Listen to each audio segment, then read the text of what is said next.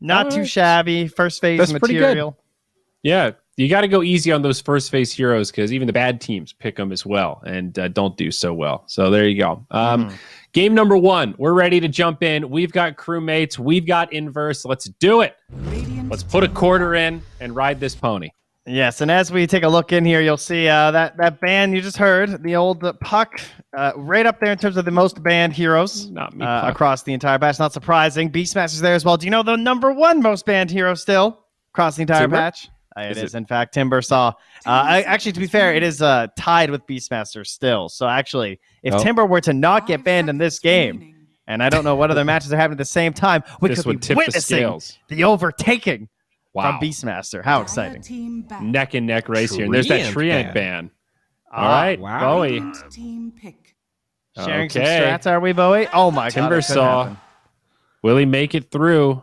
Because he's definitely getting banned in the second round. Now, in comparison, Beastmaster has 37 picks. Puck has 62 picks at 122 bans. Timber's actually only been picked 19 times in the entire DPC, despite being tied as the most banned hero.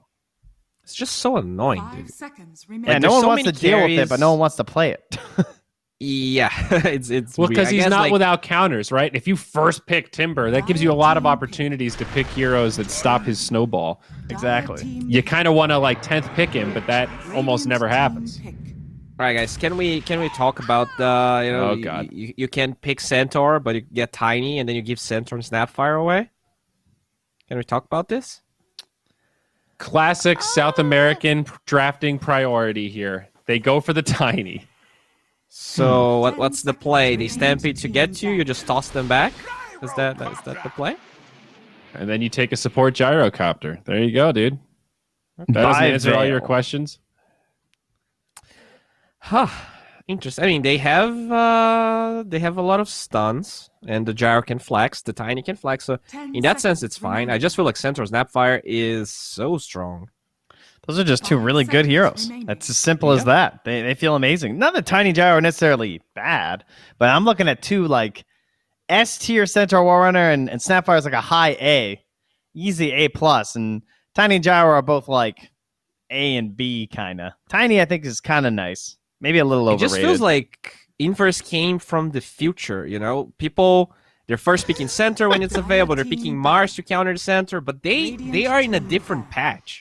They're in a different reality where these have been the heroes carrying teams. Like here, Gyrocopter support can buy Rapier, just carry the game. What is happening? I don't want to. Yeah, Techie's bad too much. Oh, don't forget now. There's a little respect. Hey, we looked this up. It's Amin, I think. Yes, right? that's true. Yeah, they've been banning Techies against Techies player. I think Inverse are onto something. Would they have picked it with Centaur and Snapfire though? I guess they could have. Could have just been mid-snap. Fair enough. True.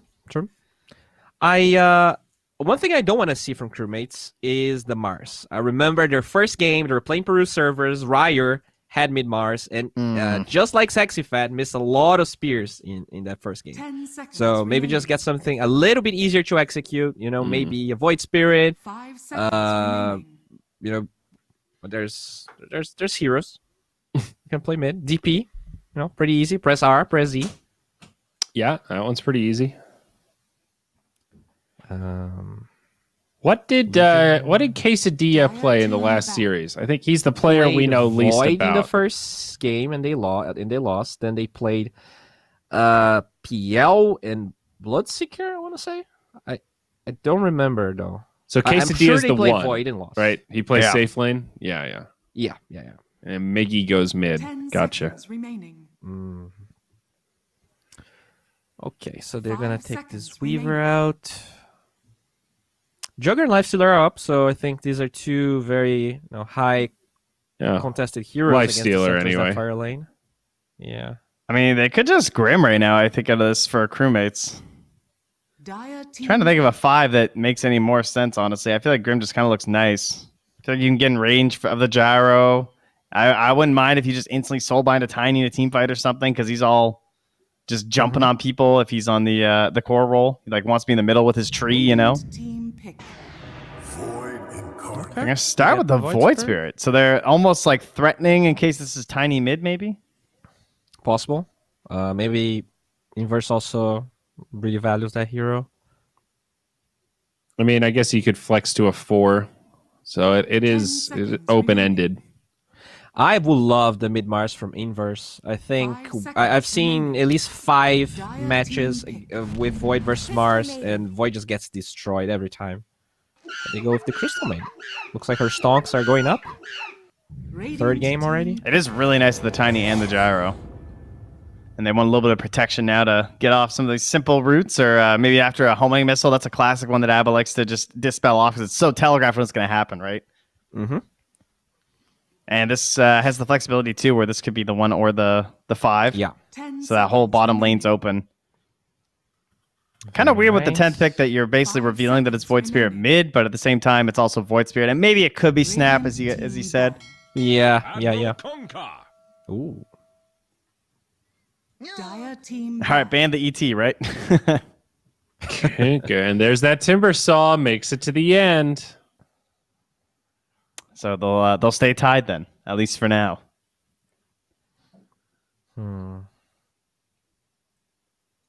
Radiant team ban. We're going to take the Mars. I like this. Void Spirit would get... I guess... I mean, is the Skunka... Yeah, it could have been Kunkka 3, and then the Mars mid, theoretically. Yeah. Is there any other 3 that's that worth it with the Tiny, though, going into an ABBA lane? 10 seconds remaining. That's the main question you'd have, I guess, right? I mean, the DP's already gone. There's like Nature's Prophet in terms of like game style things with an Orchid, maybe. That could be somewhat annoying. I have a feeling it's going to be ABBA 1, because they took this Mars. Could have been Mars mid, but I think they're actually... I remember we saw a game with Carry Abaddon where the Mars would just ult, and Abaddon, like, all of the duration of the ult would be wasted. Yeah, he just like trap him inside, basically. Yeah. You know, obviously, if ABBA 5 has the same problem where he cannot get inside the arena to shoot his cores, but maybe this is actually Core Abaddon. I wouldn't mind it against, Kunkka, Gyro, so much burst damage. You can just press R and you're free. 10 seconds remaining.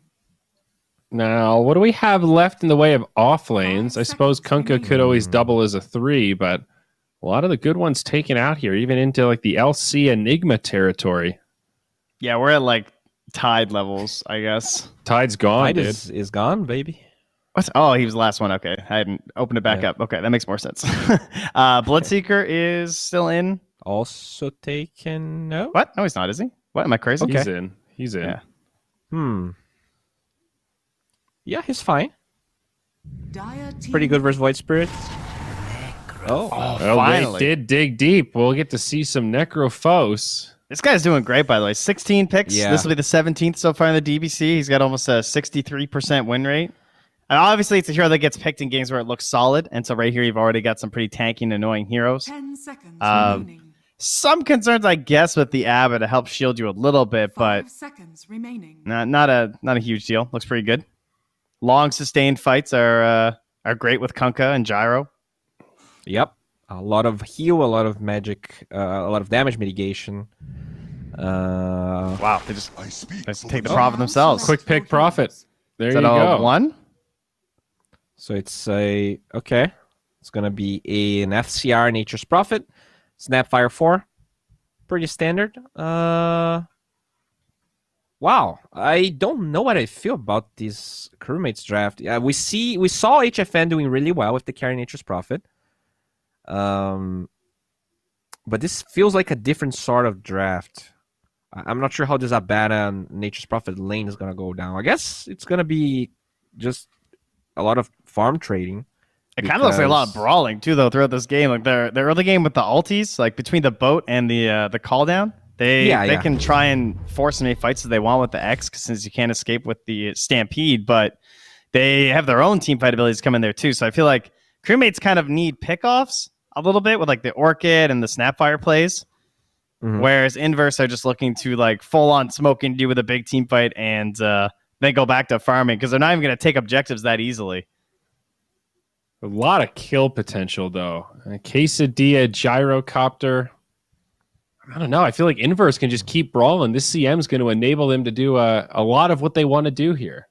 True. I kind of envision like fight, win, and retreat to farm more ancients though until Gyro has like a lot of items. And I wonder if crewmates can perhaps get some advantage there with like if they get some earlier auras and the Prophet starts they might get popping some off a little. twos. I don't know. High ground still looks a little bit rough, but we'll see. I'm going to favor Inverse ever so slightly, but looks like a pretty even matchup here. Onward to the commentary team. Gary, we got a Necrophos, bud. One of my favorites for playing pubs, but is he going to be good in this competitive game here? Yeah, it's been a long time coming, it feels like, with the past couple of patches being so focused around some of these tanky strength heroes. Necro, he does have a fair amount of counters, so like Trent was saying, you kind of have to wait until the latter stage of the draft for him to come out and really show his efficiency. Theban, yeah, how you doing? Doing good. I literally just slipped in right this moment. I had an emergency I had to take care of, but yeah, we're here. I'm glad I didn't miss a beat.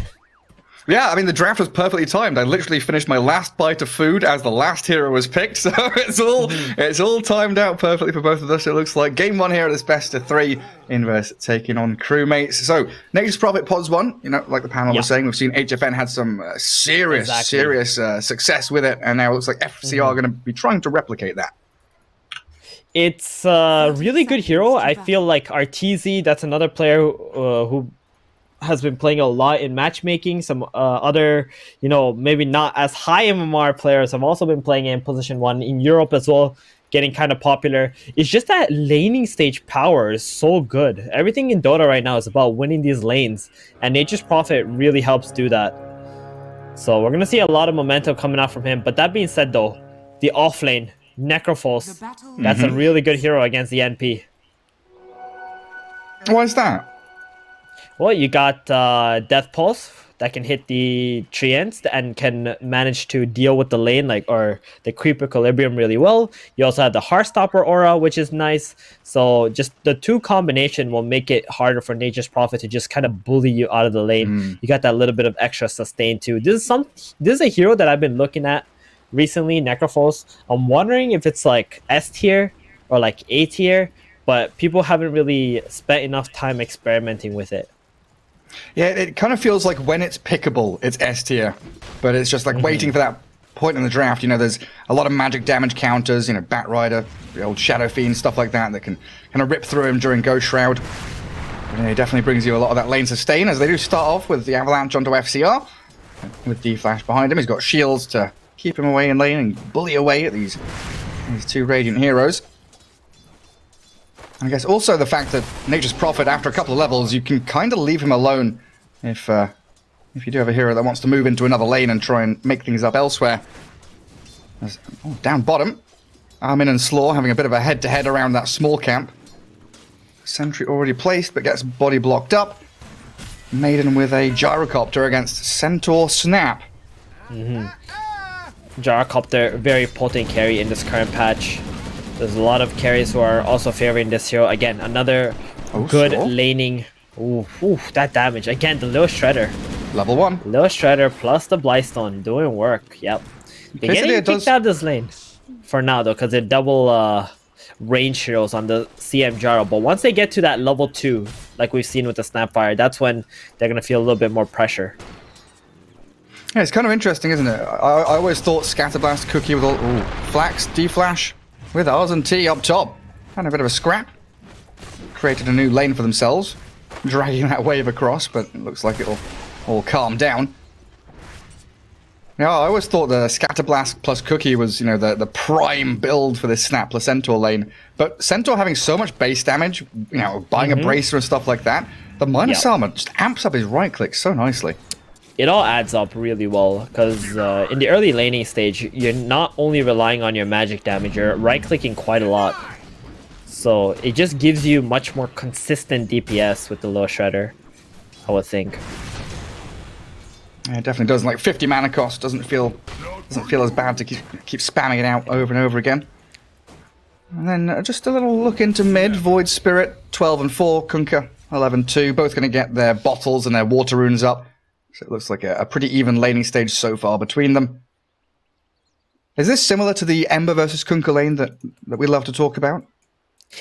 Kind of, but I feel like Void Spirit has a little bit more control in this lane because he can just Resonant Pulse, he gets a little bit tankier, he can trade back with the Kunkka a little bit better, where in the Ember lane, it's like, you're only absorbing the magic damage, right? And Kunkka is not going to be dealing magic damage. I think it's a little bit harder for the Kunkka in the early laning stage, but overall, we're probably going to see a wash. Most of these melee matchups don't really end up with one hero over-farming the other one. That being said, Kunkka does have that jungle potential, which the Void Spirits is kind of lacking. And then it's going to come down to that like 5.5, 6 minute TP rotational movement with one of those action runes. Maybe at 6 minutes.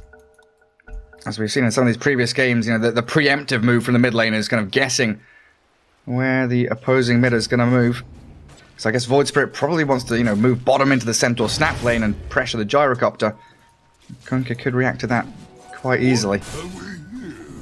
Also, the fact they've got Prophet to TP into these fights if they desperately need an additional member. There's a lot of maneuverability on the Dire squad with TP, Void Spirit's maneuverability, Stampede. Top lane, we see a go on to the Nature's Prophet with the Abaddon pulling.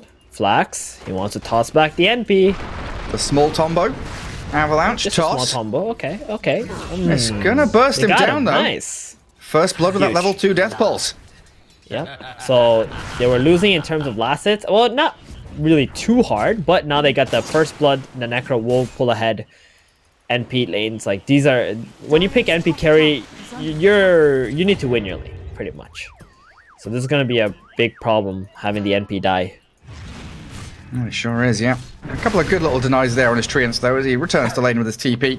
And Abaddon solo forcing that Necro. I hate this hero. I hate Abaddon so much. Look at him. He's so annoying. He just right clicks you and you're like a snail trying to run away. Oh man, feels bad. Especially when you see those numbers popping up above your head. You know, you're like against a monkey, you're against an Abaddon. You're like, oh god, 1, 2, please no, 3. Oh god, get me out of here. Definitely a nasty feeling. Yep. So yeah, even though they lose the Prophet, still straight back into action, farming away. It was a really good play there from Flax to go. Oh, see, yep. There it is, the damage. Burst out the Maiden. Now Gyro's gone aggressively onto the Snapfire. Gyro's in a huge... No, Gyro's This is not looking good for Quesadilla. He pops his stick. He's got a Fairy Fire, but he's just been burst down. Walked into the middle of both of these strength heroes, thinking he could try and burst them. Yeah, he just had to back off, wait for Slaw to TP back in, salve him up. But he kind of just got frustrated, I think, with the situation. And now died. The Centaur really pulling ahead now. 1 kill, 1 assist, 23 last hits. About to have Vanguard in 200-ish gold. Arzen top.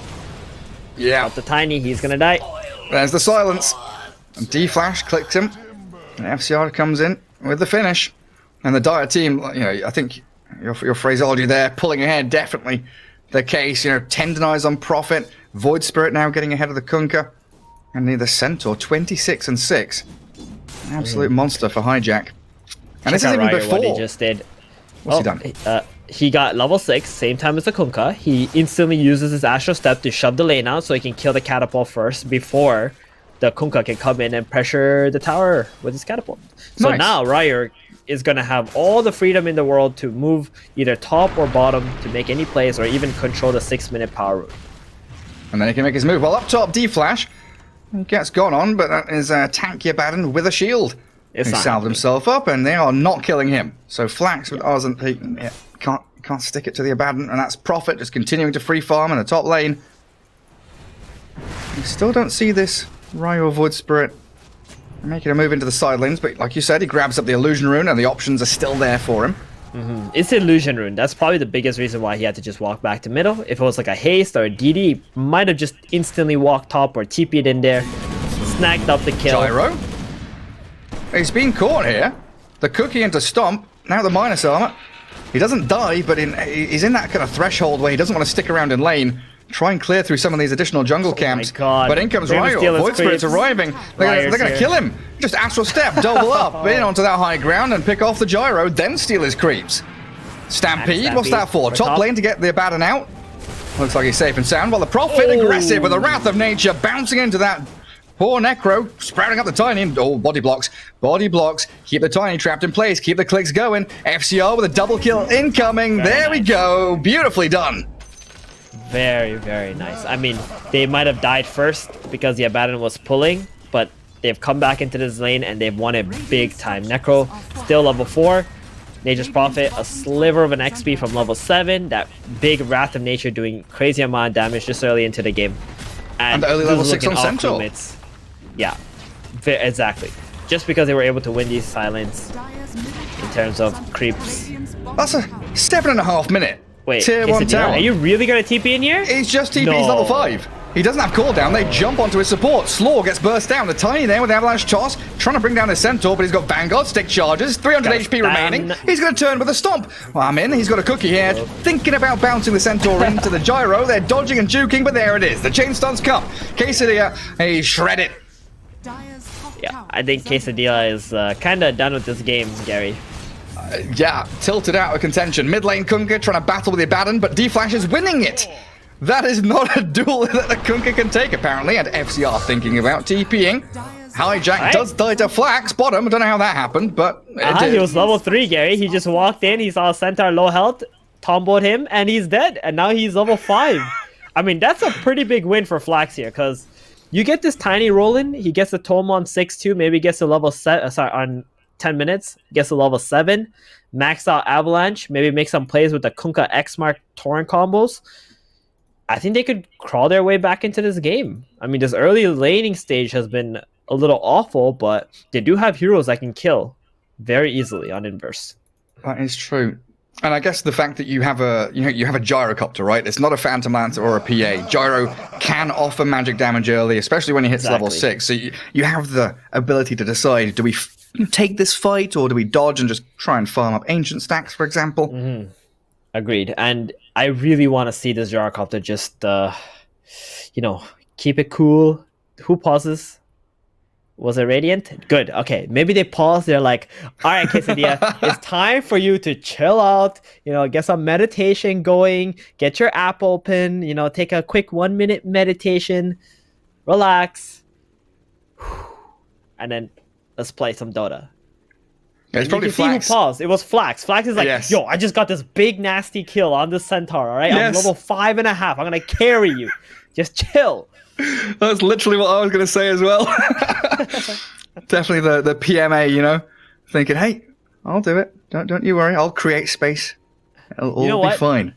There was a tournament, right, where they allowed pauses for teams, like a timeout. I forgot what tournament that was. I think it was Star Ladder. And it was a LAN. They allowed timeouts. Honestly, I would love timeouts in Dota. I think it should be a real thing where you should be able to stop for like a solid 2-minute pause or a 1-minute pause even to be able to just speak your mind okay guys, we need to focus this guy. This is what's happening. We gotta chill out. Maybe someone in the game is panicking. Give them a little bit of that breather, or maybe you just want to stop the game to stop the momentum of your opponent, something of that sort. I know it's possible to also do it, just say, oh, my mouse doesn't work, pause the game, but like a legit timeout would be something people would consider going into the game as to when they would want to use it. We need a rulebook first. Valve, you listening? Rulebook, please. Thank you. TeamSpeak doesn't work is the best, says Dino. That he's been around. He knows what teams are using. TeamSpeak. Oh man, we had so many excuses like my cat's on fire with a pizza boy I've at the door. never heard that. I'm sorry. What? My cat's on fire. Okay. I can't remember what it was that. I'm sure it was Navi or something 6 years ago because someone was pausing every 5 minutes, my mouse is broken or TeamSpeak's broken. Oh, and then they paused at a TI qualifiers. And they were memeing and they were like, my cat's on fire. Seriously? No, not seriously, but they had to give an excuse for it. There was that team Wind and Rain during TI 7 qualifiers. No, TI 8 qualifiers with Ritsu on it, and they would pause at the start of every game. Oh, yeah. And the teams got so pissed with them. They're like, stop. We know you're strategizing. Just stop, It's pretty bad-mannered. Yeah. Yeah, I think you're right. Definitely some clear rules around timeouts and stuff like that could be Very nice, especially in a LAN setting, right? It's very difficult with online tournaments to kind of pressure those rules onto people, but at a LAN setting. Actually, what do you think about, in CSGO, they used to have coaches who could also kind of chime in during a pause. Yeah. They would be there with their mics and headsets on. Do you reckon that should be there with Dota 2 as well for the timeouts? I think Valve was leaning towards that idea where they're like, okay, we're gonna slowly incorporate the coaches. We're gonna be like, okay, you can be there doing drafts, so you can sit behind the teams and stuff like that. And they were going towards that, and then they kind of like halted with it because maybe they faced other problems, like battle pass problems.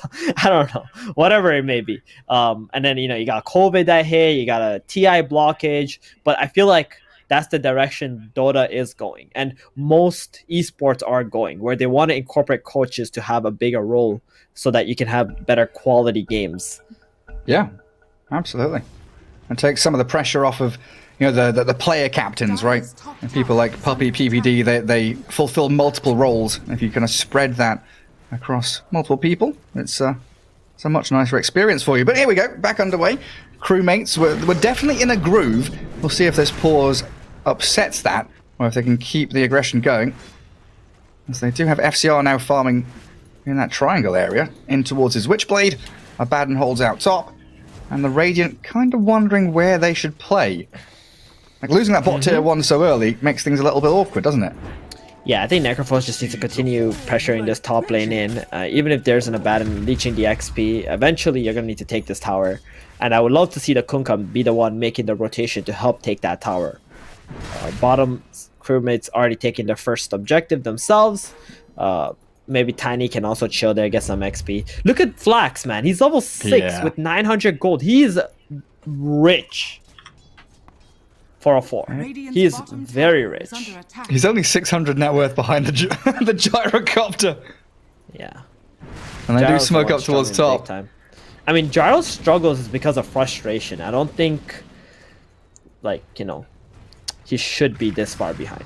Yeah, it's not like a draft issue or a play issue. So I'll move on to D-Flash. He is holding that. Wait, hang on. He is holding the point. Oh, there it is. He's using it now. I was wondering for a second. So extends the duration. They need to keep chasing him into the trees. They will be able to bring him down, but that's what, a 5-hero rotation up towards top, while mid lane tier 1's being pressured. Big plays. Crewmates. Okay, here now we got problems from Crewmates. Okay. I love Crewmates rotation, right? They see everybody going after the Abaddon top. They don't overreact, TP in their Void and Centaur and start to, play in this concave that Inverse have created. Just go for mid tower. Get the better objective on the mid tower. And that's what I love about Crewmates. These guys from season 1, they're always looking to improve. Not only their gameplay, but their macro plays. And you can see that in every game that they're playing right now.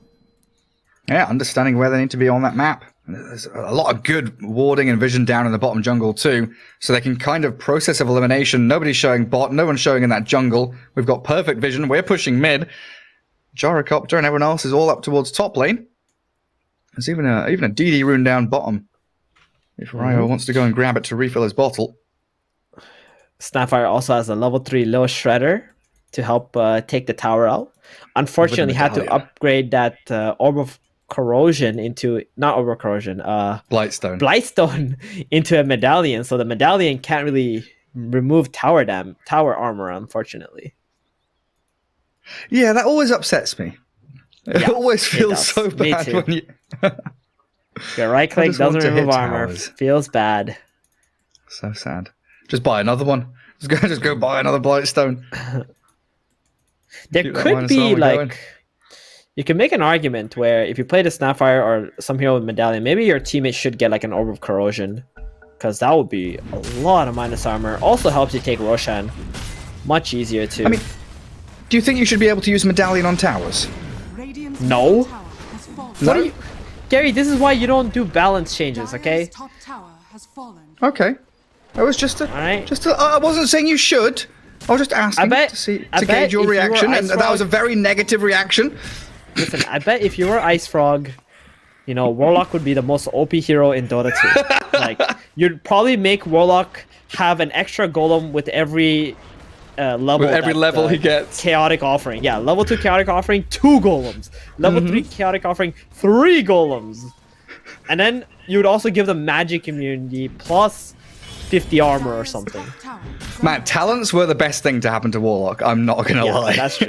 That's very true.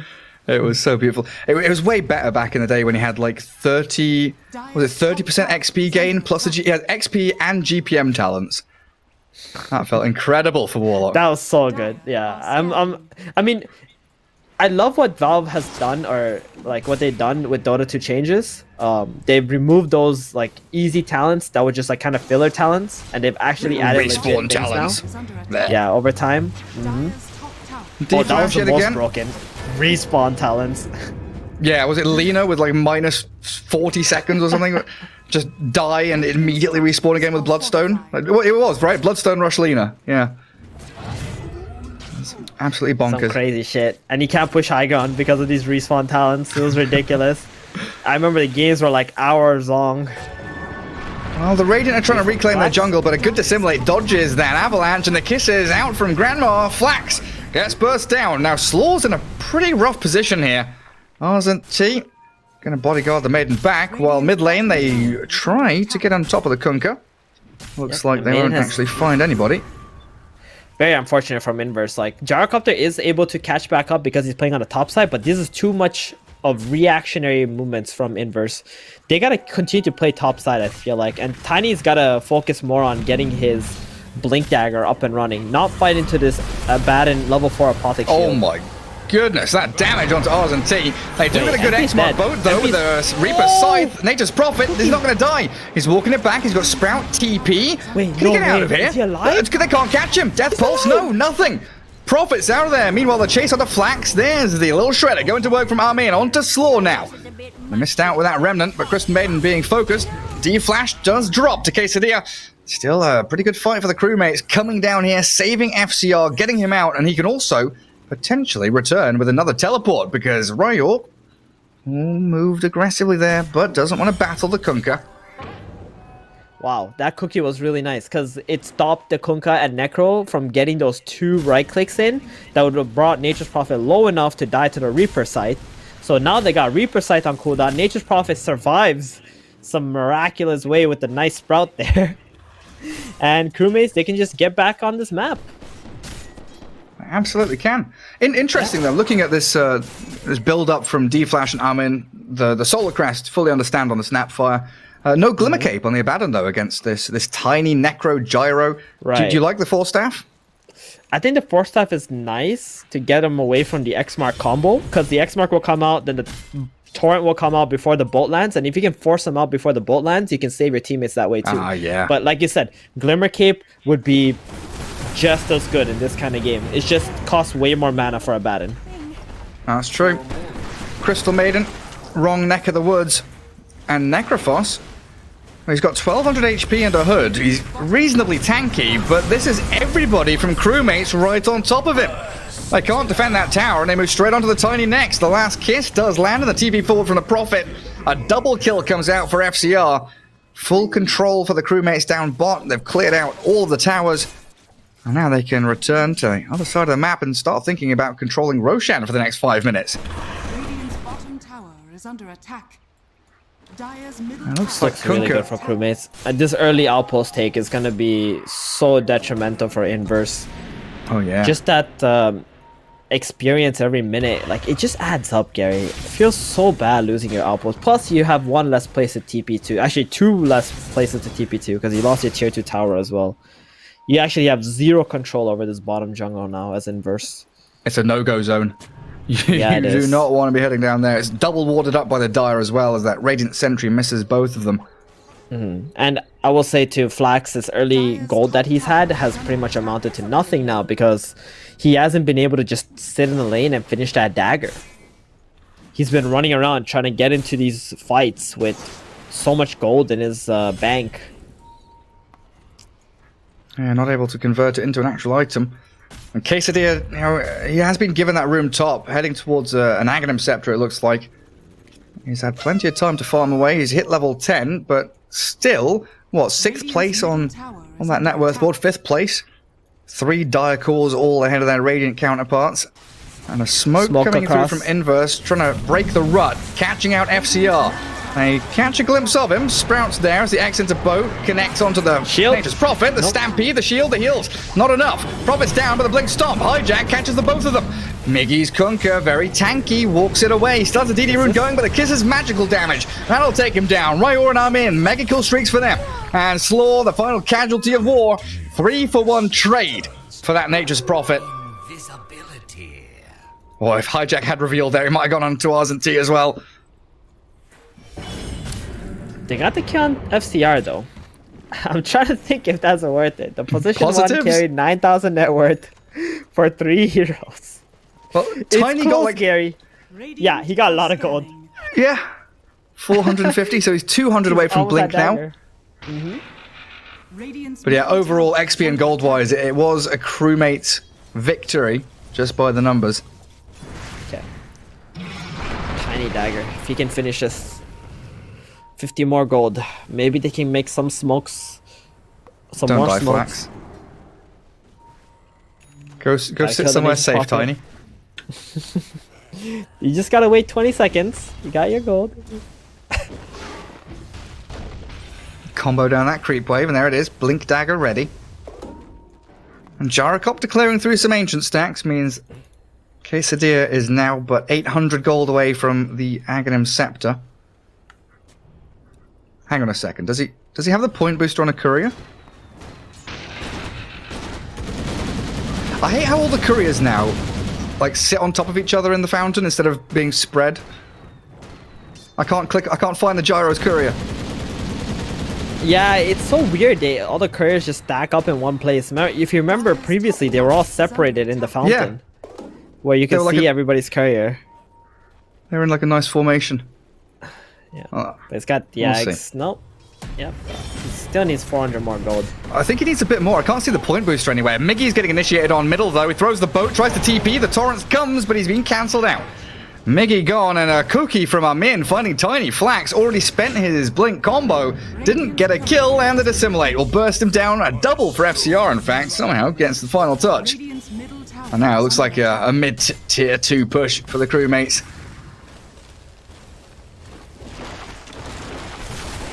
Gyro just going to be given that bot lane to try and shove it out as best he can. I don't know, man. It just feels like a losing battle. It really does. And Nature's Prophet is always just able to go back and pick up all these creep waves that are pushing in to Crewmates while the rest of his team can just stay aggressively on the map. Oh, Crystal Maiden. Immediately dispatched with by Ryor's Void Spirit. Yep. They will hold the main tower though.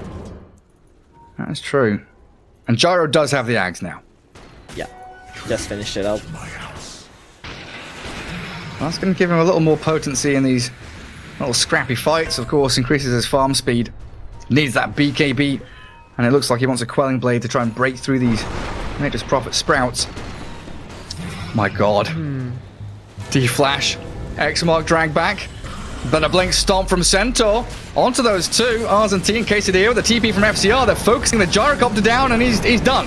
Aghanim Scepter didn't save him from that. Now Miggy trapped between everybody from Crewmates. The Kunkka. He's just perfect target attribution, but the Reaper's Scythe kills off Ryor's Void Spirit, and they haven't finished off the Kunkka. Finally, he dies to FCR.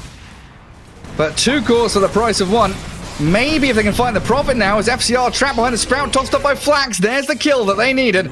The trouble is they're going to lose everything for it. A 5-man wipe is incoming. They've killed the Void and the Prophet, but Slaw left all alone. Hijack and D-Flash, they can chase this one down with another Blink Stomp double edge.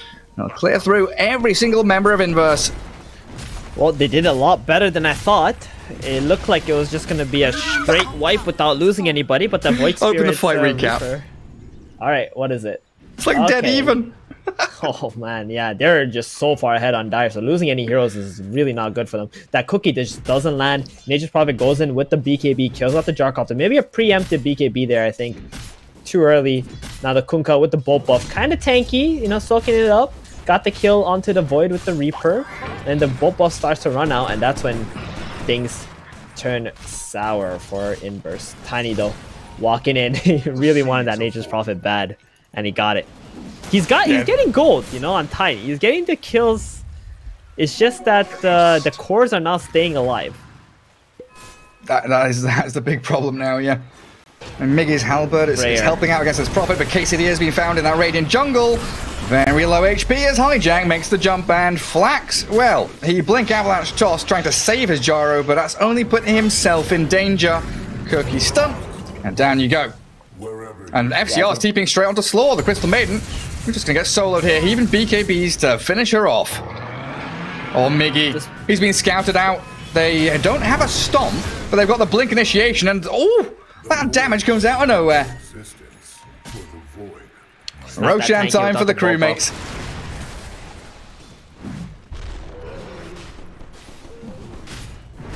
Oh, Solar Crest plus Leo Shredder. Goodbye, Roshan's armor. Yeah, plus a Blightstone as well. FCR puts that into his inventory, back out again. And Aegis gonna go into the backpack. Into the inventory of the Nature's Prophet, who TP's straight up to top. And this Necro pick, we haven't really felt the strength of it. You know, he did it okay in lane. Oh, hang on a second. That's a Yules and a Remnant onto him. He's got a hood, though. Yeah, it's been a real struggle for him. I think the game speed is just a little too fast for the Necrophos. He's the kind of hero who just wants to push lanes, slowly get to your tower, get your team to collapse, but crewmates are just everywhere on this map. Thanks to the Nature's Prophet, just able to pick up all the other creeps. They never really have to go back to deal with waves with the position 1 NP. And it feels like the Radiant want... Oh, Flax makes a jump onto D-Flash. Again, though, that's an Abaddon with a 4 staff and level 2 borrowed time. Still holding his ultimate. Doesn't need to use it just yet. The Radiant win the D-Ward battle as the jump storm. Hijack again with a 2-man. Stuns him up. Stampedes in. Now the Kiss is landing onto Miggy. The boat comes too late as they Yules the Necro up. Kiss is just being launched from such a long distance. Artillery strike landing onto this Necrophos. The Ghost Shroud ends, and so will his life when he lands on the ground with a big old thud. Hijack on a killing spree. Wow. Just gonna take the tier 2 tower now. They just want to dominate this map on crewmates. With the BKB, AC almost complete as well for FCR. You know, Gary, I feel Flax, he's gonna need to diversify his spell casting. Oh, he can't even kill D-Flash. Yikes. That's like the third time he's gone onto the Abaddon, and the third time he's gonna die for his attempts. And bottom lane, they're just gonna go high ground up to the tier 3. Nothing stopping them. Slaw's Crystal Maiden, just getting pummeled.